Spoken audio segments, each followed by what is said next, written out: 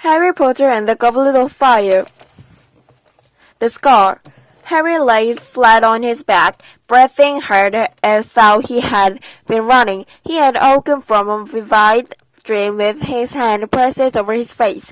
The old scar had on his forehead, which was shaped like a bolt of lightning, was burning beneath his fingers as though someone had just pressed a white-hot wire to his skin. He sat up, one hand still on his scar, the other reaching out in the darkness for his glasses, which were on the bedside table. He put them on and his bedroom came into clear focus, lit by a faint, misty orange light that was filtering through the curtains from the street lamp outside the window. Harry ran his fingers over the scar again. It was still painful. He turned on the lamp beside him, scrambled out of the bed, crossed the room, opened his wardrobe, and peered into the mirror on the inside of a door. A skinny boy of 14 looked back at him, his bright green eyes puzzled under his untidy black hair. He examined the lightning board of scar of his reflections more closely. It looked normal, but it was still singing. Harry tried to recall what he had been dreaming about before he had awoken. It had seemed so real. There had been two people he knew and no he didn't. He concentrated hard, frowning, trying to remember. The dim picture of a darkened room came to him. There had been a snake on the hearth rug, a small man called Peter, nicknamed Wormtail, and a cold high voice. The voice was Lord Voldemort. Harry felt as though an ice cube had slipped down into his stomach at the very thought. He closed his eyes tightly and tried to remember what Voldemort had looked like, but it was impossible. All Harry knew was that at the moment when Voldemort's chair had swung around and Harry, had been with what was sitting in it, he had felt a spasm of horror, which had awoken him to have that been the pain in his skull, and who had the old man been? For there had definitely been an old man. Harry had watched him fall to the ground. It was all becoming confused. Harry put his face into his hands, blocking out his bedroom, trying to hold on to the picture of that dimly lit room.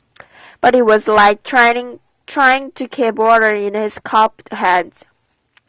The details were now trickling away as fast as he tried to hold on to them. Voldemort and Wormtail had been talking about someone they had killed, though Harry could not remember the name, and they had been plotting to kill someone else, him. Harry took his face out of his hand, opened his eyes, and stared around his bedroom as though expecting to see something unusual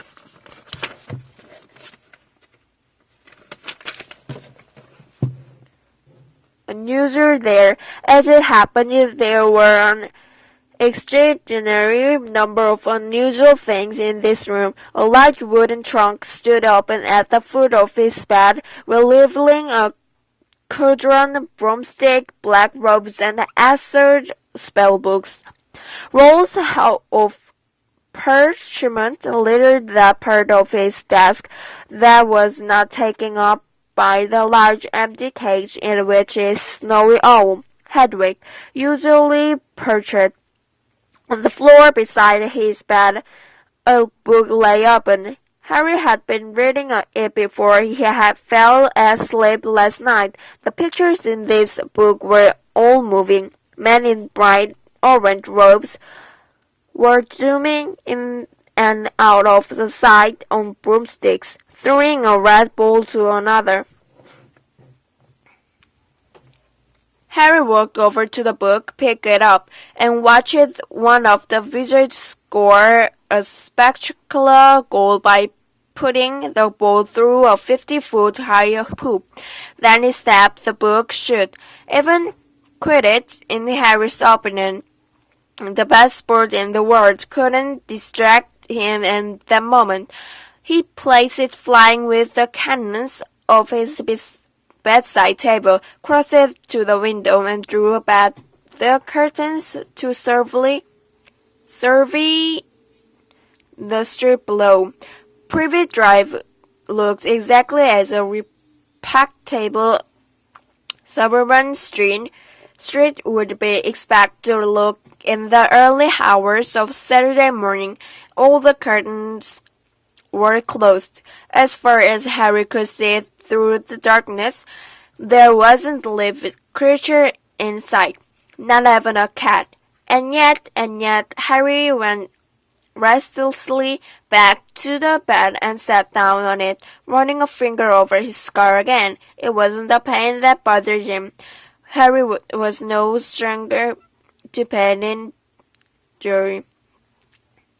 He had lost all the bones from his right arms once and had them painfully regrown in a night.